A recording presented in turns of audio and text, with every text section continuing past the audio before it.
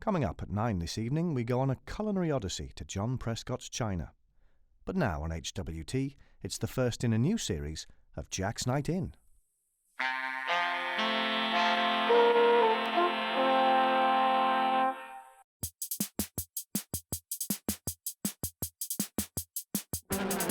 When you're locked in the house and there's nothing to do, come to Jack's bedroom where he'll entertain you. It's Jack's Night In. It's Jack's Night In.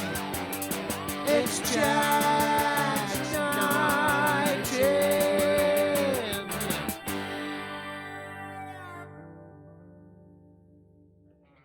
Hello! Welcome to episode 1 of Jack's Night In. Yes!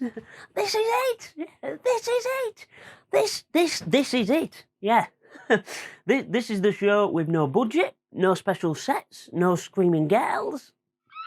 Thanks, Mum. But that don't matter to me. You're here, I'm here, we're going to have fun. Now, this has always been my dream to do this. Ever since I was little, I went to school, like most of you probably did, and I went into the office. And this man said to me, he said, "What do you want to do as a job when you're older?" I said, "I want to be a comedian." He said, "No, as a job." I said, "Yeah, I want to be a comedian." He said, "Are you sure you don't want to be Kim Jong-un?" I said, "What?" He said, "Are you sure you don't want to be Kim Jong-un?" I said, "No, of course I don't want to be Kim Jong-un." Anyway, turns out he was a career advisor. Right, this is it. Right, these are the jokes. There's going to be lots of stuff like this. So if you're not enjoying it already, you're very welcome to leave. Yeah. Have they left? Yeah. What, everyone? Right, well, for those of you that are still here, I'll tell you the story. I went into that careers office and he said, "What is your ultimate dream with comedy?" And I said, "I want my own show." He said, "Well, Jack, that's quite difficult to have your own show. You've got to, like, be famous. You've got to be funny. You've got to be on TV. You've got to live in London."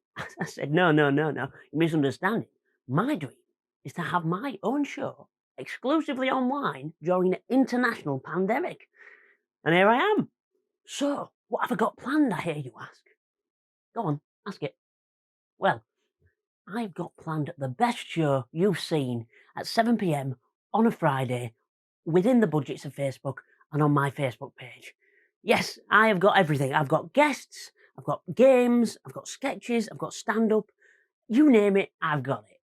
Everything. Well, not everything, obviously, because I've got to stay in my bedroom. We're not allowed outdoors.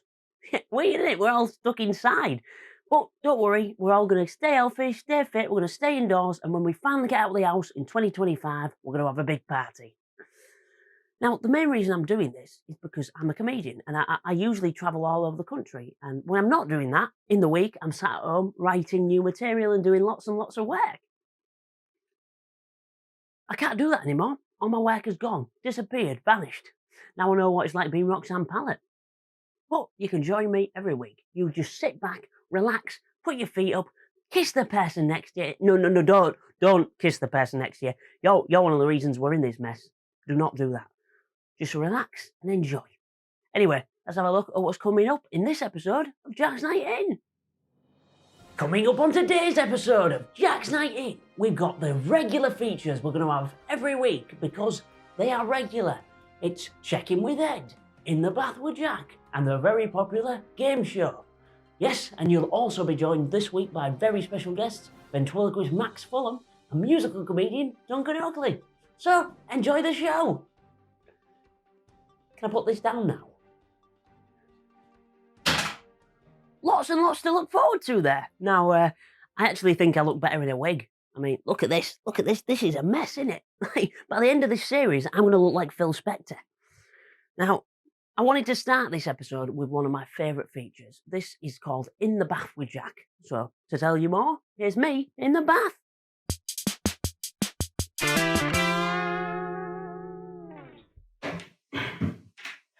Hello, and welcome to In the Bath with Jack, where you're in the bath with Jack. It's kind of self-explanatory, really.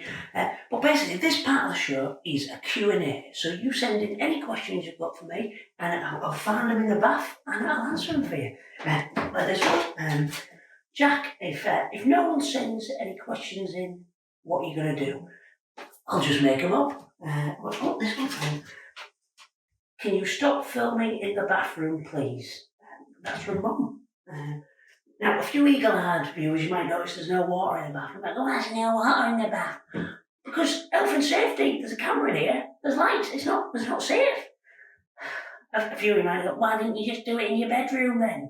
Well, I wanted a different location to do this, so, and I really wanted a good excuse to take my top off. So, yeah, send in your questions.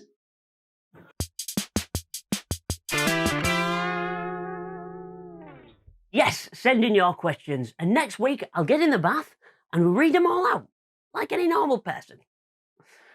Now, we're living in a time where it's quite upsetting. Like, we're disconnected from all our friends and we can't see them. So, as part of the series, every week I wanted to check in with my friend Ed. So, it's time to check in with Ed.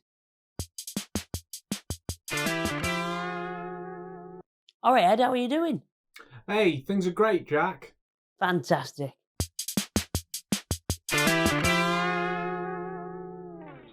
I think it's time for an interview. Today's first guest is ventriloquist Max Fulham. Now, Max is only 20 years old, but he's gone all over the world and already had his TV debut on BBC's Crackerjack. You're going to love him. Please welcome to the show, Mr. Max Fulham.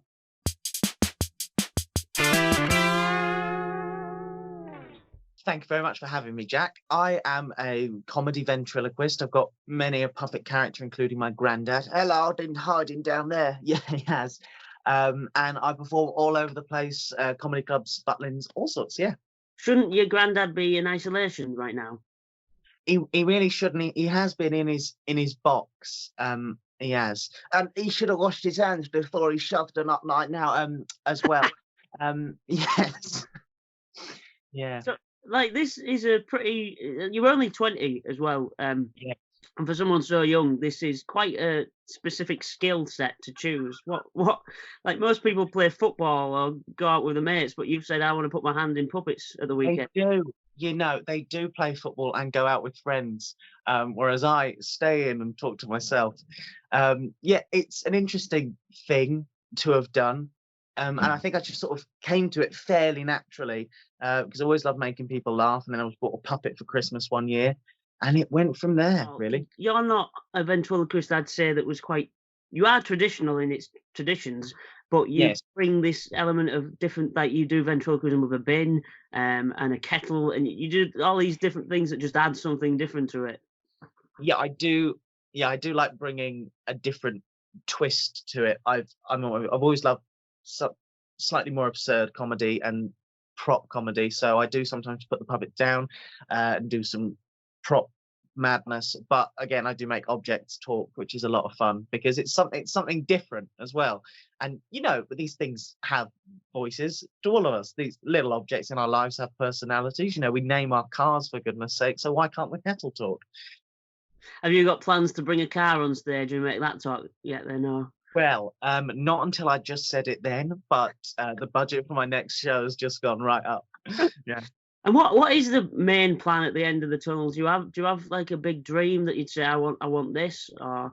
I mean, I did Crackerjack on CBBC recently, which was just the most amazing thing to be on television. That was amazing because I'm a real telly lover, and I want variety to come back in a non-competitive way to the telly screen. So that would be really cool. But I suppose in the sort of cliche way, I just like to make people laugh, you know. Oh, shut up. Yeah. And yeah. He's been down there that whole time. Yeah. And is Eugene your favourite puppet? It's always a tough question. You can never pick a favourite. And also it changes. It does change. Like when I get a new puppet, obviously I'm obsessed with it because I'm a bit puppet mad. But I think Eugene and Grandad my Grandad character has done such a great things for me. Is you know, he was with me on TV. He's been there for quite a long time, and he's been there right through. So I'd say he's very special to me, and he wears what were my actual granddad's glasses as well, which is quite nice. I've not got any skills in ventriloquism, so I thought since I've got you on, you can give me a little few tips on how to use my mouth to make it talk when it's not open. What an incredible way to describe it. Ventriloquism, the art of using your mouth to make it talk when it's not open. Yes, so first thing is when people first attempt it, they try far too hard and they do this sort of terrifying smile and grit their teeth and they look angry. But don't do that. Just relax your face and start with a word. Like the first word I latched onto was the word idiot because it's really easy to say. So just relax your face and say idiot. Idiot. Yeah, I like the preparation.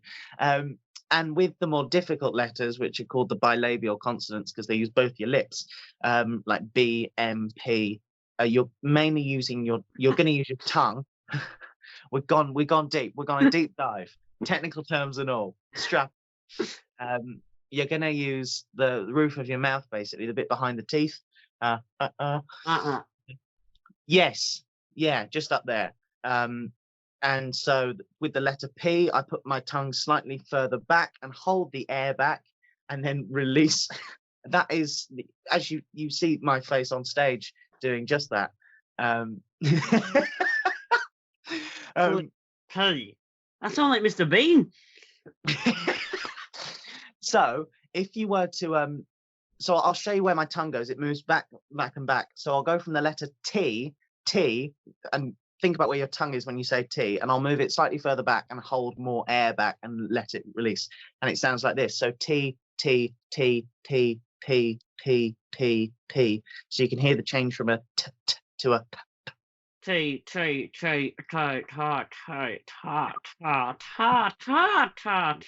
No. Don't worry, that's how I sounded for the first few years as well. I can see when you're doing that. I can see your tongue, and that, very rarely do I see a ventriloquist like have his mouth slightly open to the point.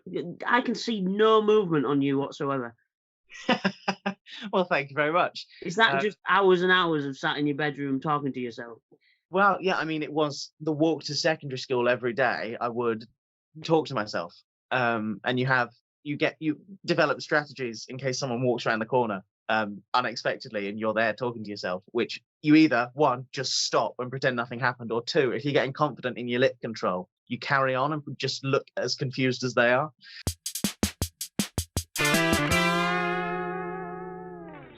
Max Fulham there, and as you can see, a very, very talented lad. You can follow Max on all the social media platforms at Max Fulham. If you want more Max Fulham and me talking, go onto the YouTube channel and there's an extended 20-minute interview. He also teaches me how to use a puppet, and we also talk in depth about the history of ventriloquism. So definitely check that out if it's something you're interested in. Yeah, do it. Do it now. No, don't do it now. There's more episode.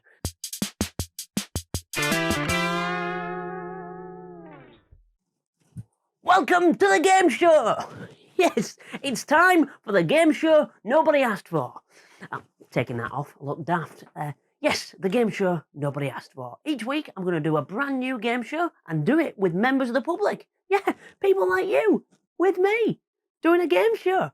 Now, to explain the rules of this week's game show, which is called Hull or Null, here's me dressed as Elvis Presley. Thank you very much. So, what? Thank you very much. Why would I say it like that? Sounds daft. Weirdo. Now, so Hull or Null, the rules of Hull or Null are very simple. Can you shut up, please? I'm trying to do this. A little less conversation.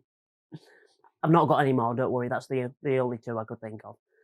Hull or Null. The rules of Hull or Null are very simple.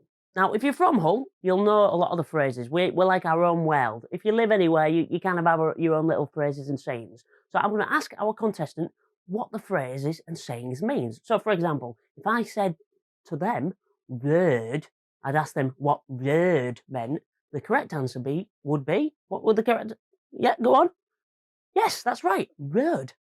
I can't actually say the word road without saying it in a Hull accent.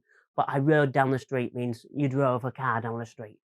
So that's the rules of Hull or Null. I think I explained it all right, didn't I? Did I explain it all right? Yeah.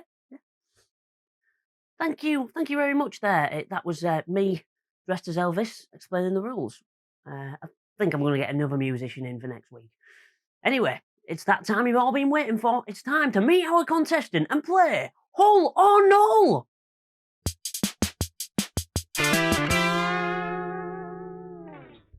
Hello, my name's Neil Sullivan, and I'm from Leicester. Great, nice to meet you, Neil. And what are you doing in this coronavirus crisis? I'm doing virtually nothing. I'm a programmer. So what I've done, I've made a little bingo system. So if you know any old days in a home or something like that, really simple bingo system just runs on an iPad. Oh, brilliant! And anyone can get that online, can they? Yeah. And they can it just runs from my house on the internet. Oh, But brilliant! they can have the thing that runs it if they want it.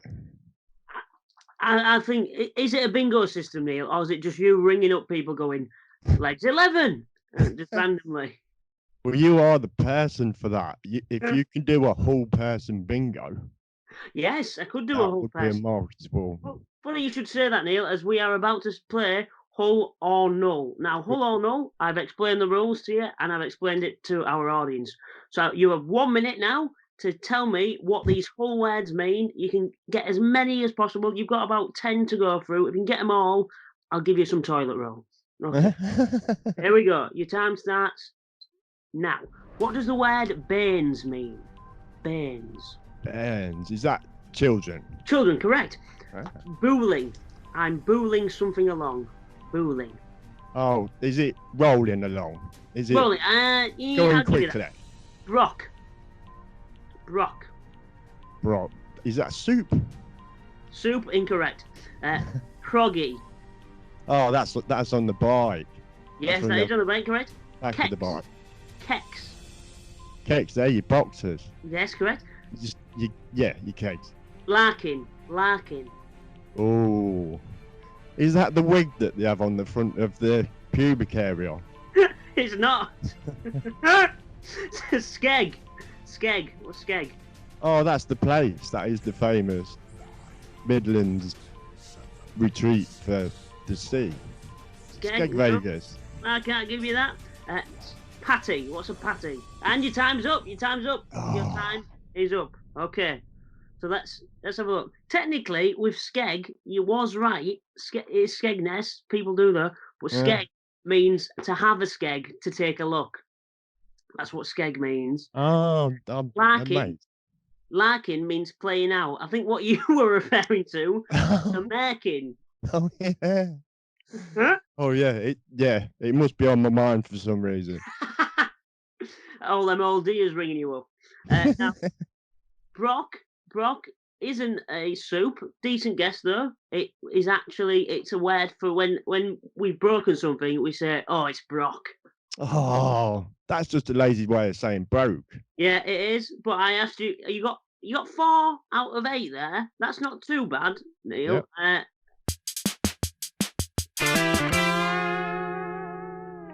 Thank you for playing, Neil, but sadly, you didn't win. You only got 4 out of a possible 8 answers, so you don't win anything. Well, you wouldn't have won anything if you won anyway. There's no prize, but you know. But what I'm saying is, you didn't win. You're a bit of a loser. So there you go. And if there is any commissioners watching this and they're thinking, oh, I might want to commission Hull or No, think again. What are you thinking? Daft. But what's that? Yeah, I think you're right. I think it's time for our music guest. Yes, as we're coming to the end of the show, I always like to have a music guest to give us a bit of entertainment. That is playing the guitar, by the way. That's not anything. Keep it light. It's family entertainment. So let's meet this week's music guest, which is Duncan Oakley. He's a fantastic comedian, and he'll be telling us all about his comedy and everything else under the sun. Please welcome Mr. Duncan Oakley.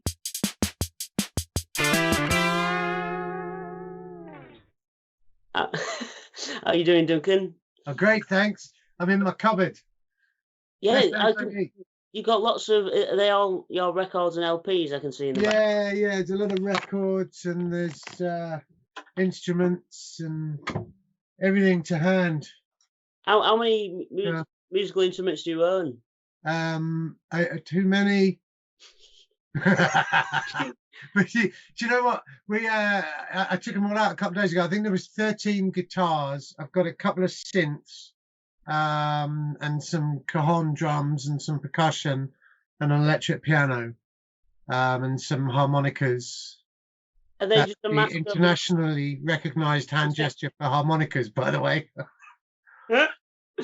Is that where you went when you went in the music shop? Have you got any? And then Excuse me, can I? I think the thing about your musical comedy as well is because musical comedy people can sometimes wince at that word, but I think it's.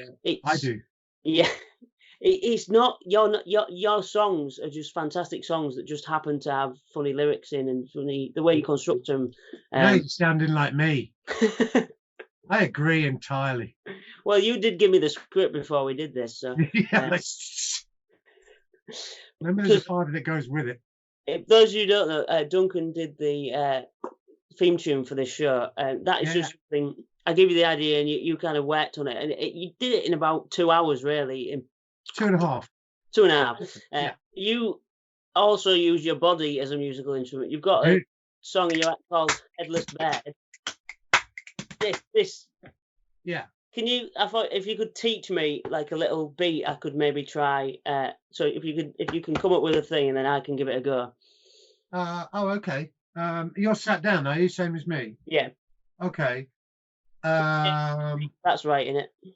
What's that? What are you doing with your hands there? I'm fully naked underneath. That's okay. Oh, right, cool. That's same. Isn't everyone? So show me your hands. Okay, good. That makes me feel more comfortable. So I don't know. Yeah, what can we? Can you do? Can't click. I have to do that. You can click. No, I can't. I have to do it with my voice. Oh, that's brilliant. That's brilliant. You'd be great in West Side Story. Okay. Jack, can you say the words while you click? No. Okay. What do I? Right. So what I'm doing there, I've got a knee and my chest. Yeah. So in between all of those beats, that. So. Speed it up. Okay, stand up. And now we're going to move it to the hips.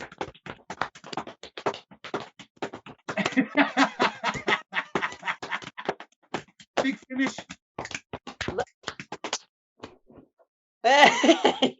That. See, mine just sounded like I was slapping some plastic, like on my jacket, and yours actually sounded like a percussion instrument. Is that just years of building a drum onto your chest? No, it's 49 years of hard living just makes you empty inside. Fantastic, and people can check Headless Bird out on YouTube. That is. Yeah, that's on there. That you do purely with your body. You've also got an album you've just released. Cheap. Do you want to tell us a bit about that? No. Yeah. I just want people to buy it. Just buy it. It's got some new songs on it.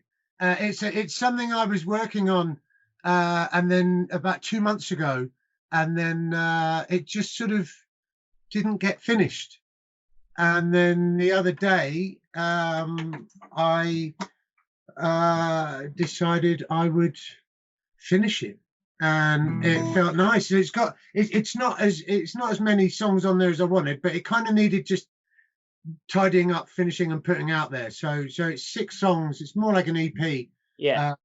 But they're all good quality, I think. And there's some brand new stuff on there, and there's a couple of old ones on there as well that have been better recorded than they were before. So, do you want to give us a quick taste there to play us out of the show? Yeah. There's an old classic which I'll play. I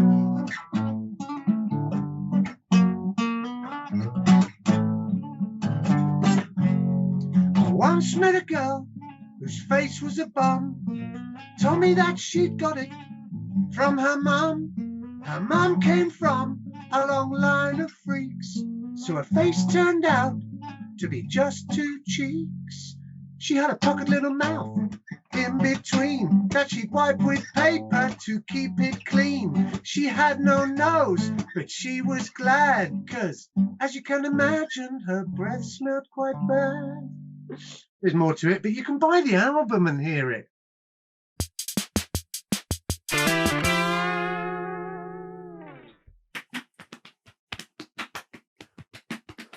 Duncan Oakley there. You can buy his album, available now on Bandcamp, for as much as you want to give him. Please give him loads and loads of money.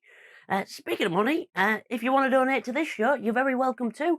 You can go on to all the details in the links below and on the Facebook pages and stuff. If you can donate, please do, because if you can give me a hand, I'd really appreciate it. But if you can't give me a hand, it don't matter. So, I have some very sad news. This is the end of the show. Thank you so much for joining me on my first episode. There's going to be lots of stuff you did like and lots of stuff you did like. So if you have any positive comments, send them in. I'd love to hear them. If you have any negative comments even, you just keep them to yourself. And don't send in, oh, you couldn't even say negative. I know I couldn't, but I did, didn't I? Negative. Okay, I can say it twice. Negative. There we go. Don't send that. You didn't even know how to say negative. Keep it positive. All right. Thanks for joining me, and this has been the first episode of Jack's Night In. When you're locked in the house and there's nothing to do, come to Jack's bedroom where he'll entertain you. It's Jack's Night In. It's Jack's Night In. It's Jack.